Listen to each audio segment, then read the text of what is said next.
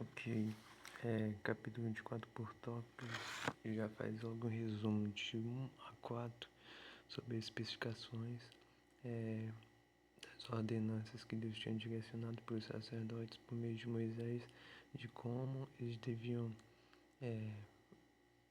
fazer o uso diário ali da conservação da lâmpada.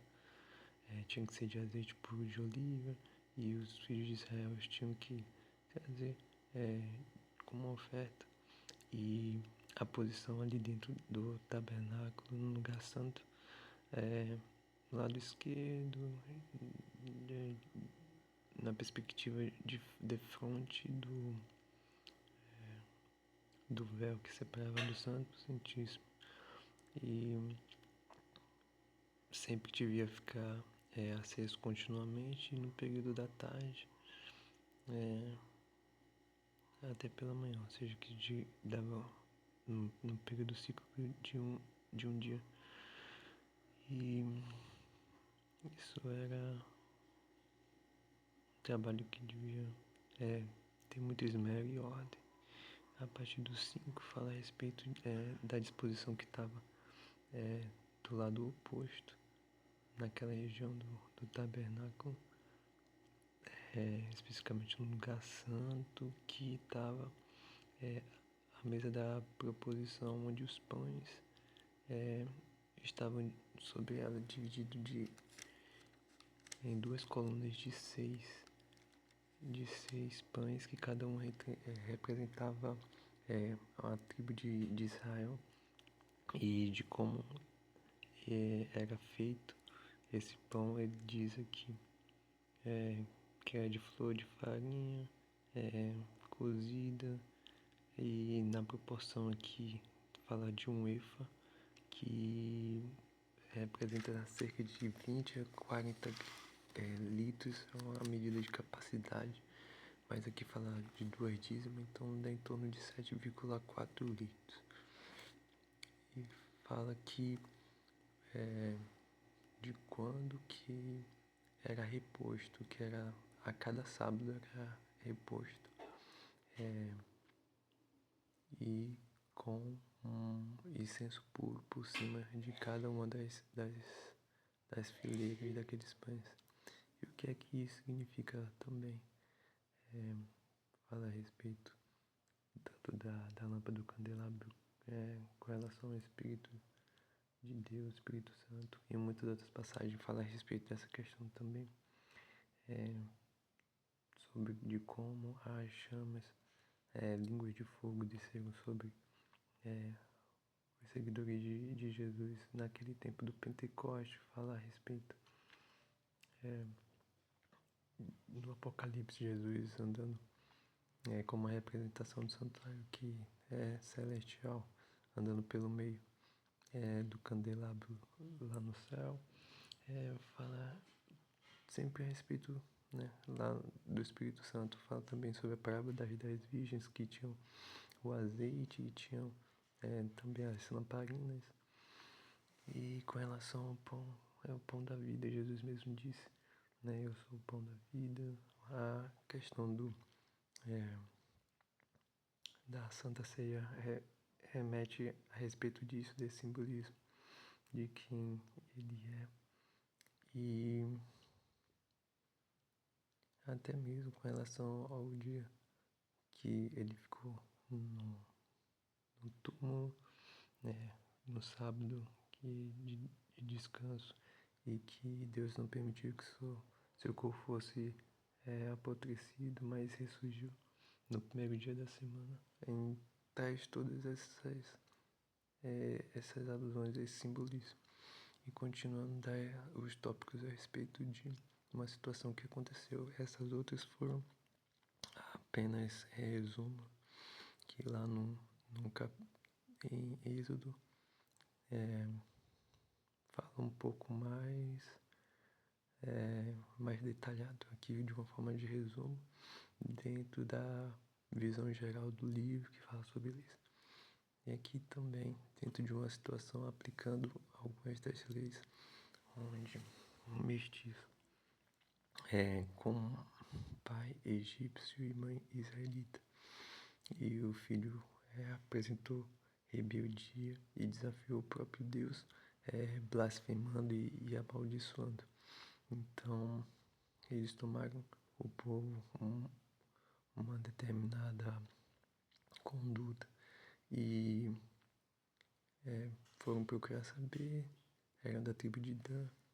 E interessante é que essas características que já foi descritas lá no período da bênção, no final do Gênesis, ainda reflete sobre questões de juízo, que o próprio indivíduo Dan, ele era uma dessas características, e isso passa para seus descendentes. A gente vê tanto apesar de ser mestiço, tanto da questão individual como se expande para uma nação toda aqui no desenvolvimento do povo de Israel. Mas aconteceu essa situação, levaram esse jovem cativo e Deus mostrou quais são as aplicações das leis.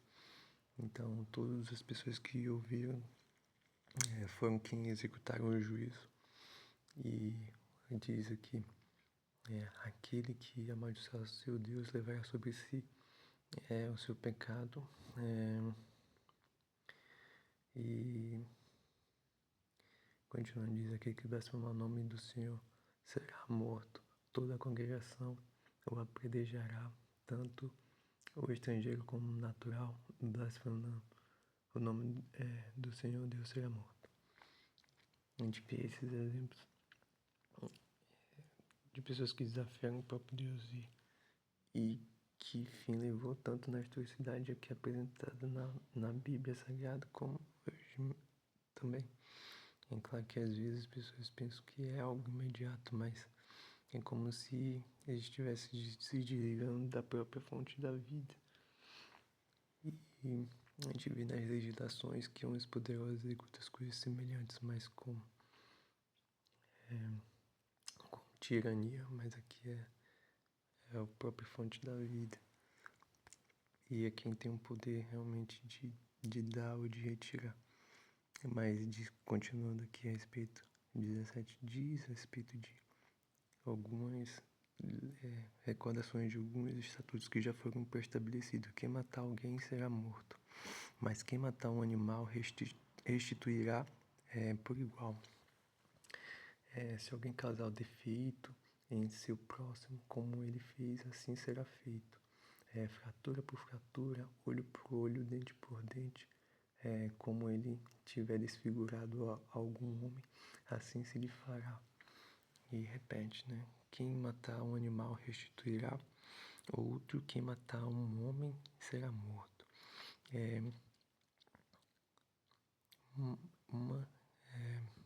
E a mesma lei havereis tanto para o estrangeiro como para o natural, pois eu sou o Senhor vosso Deus.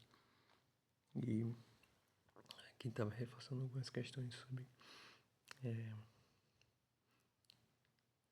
a gente consegue perceber aqui que tem a lei de tabelião, que na história é bem retratada, e alguns métodos de legislação civil, e aqui também está sendo corroborado também dentro do conjunto de leis civis aqui dentro da nação de Israel em desenvolvimento.